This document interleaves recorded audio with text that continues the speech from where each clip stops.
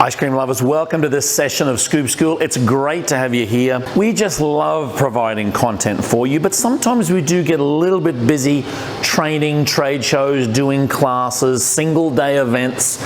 You really do need to go to scoopschool.com. I'll point to the link at the end of this video if you want to hang around. But anyway, I do want to thank our episode sponsor for this particular video, which is Carpigiani. Carpigiani, C-A-R-P-I-G-I-A-N-I. They make beautiful machines like these soft serve machines here, but they make popsicle machines, batch freezers, the whole gamut. I'm led to believe they're the biggest ice cream equipment manufacturer in the world. Anyway, the link is down below. Have a look for a distributor in your area. Service, support, machines, they're great people, and thank you for your episode sponsorship. We get a lot of questions about non-dairy products these days. Non-dairy products. I call them NDPs. I really don't call them NDPs, I just made that up. People are after non-dairy options now for kids that have dairy allergies, lactose issues, and so you'll find that the communities actually are talking to each other about where can we find good non-dairy products. And let me tell you, one of the most underrated non-dairy products is a good sorbet. I really would encourage you that if you're using a batch freezer, you're making your own ice cream, dabble a little bit in the sorbet market. Sorbets are a great source of non-dairy product. It's mainstream. It doesn't have any background kind of note of almond milk or oat milk or coconut. Some people think, well, because I have to have non-dairy, I need to do one of those bases.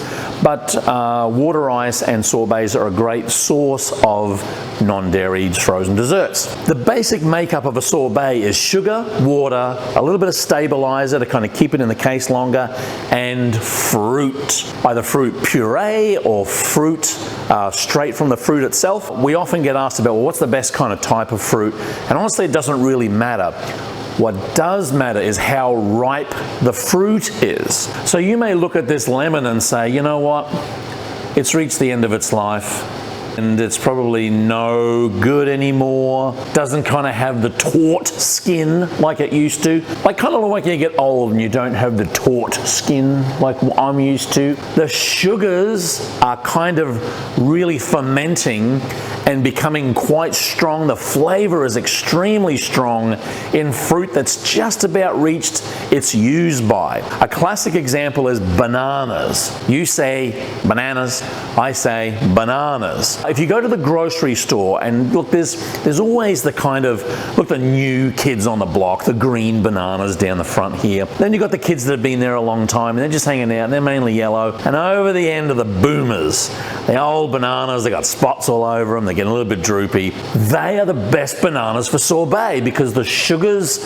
and all of that rich, fruity ingredients are really fermenting in there to the point where it's just about to go off, but not really. So if you buy a bunch of bananas that have kind of dots all over them or a little bit browning, but you peel the banana off and see that it's nice inside, oh, that is the perfect type of fruit. And you could say the same thing for tomatoes, grapes, lemons, papaya, or pawpaw in Australia. A lot of people that have come through class, and we recommend the same thing, strike up a deal with the local grocery store or fruit provider and say, hey, if you've got product that's kind of just getting to the point where it's not able to be put out anymore, it's not as fresh as it used to be, then we'll buy it from you half price. You don't have to throw it out because we'll go through this process of making sorbet with it.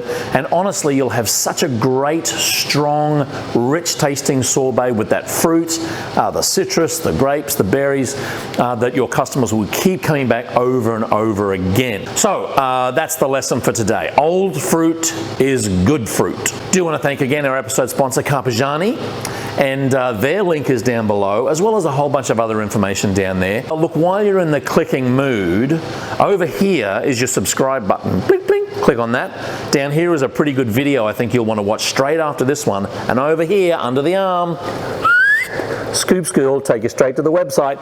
Keep on scooping. See you in the next video.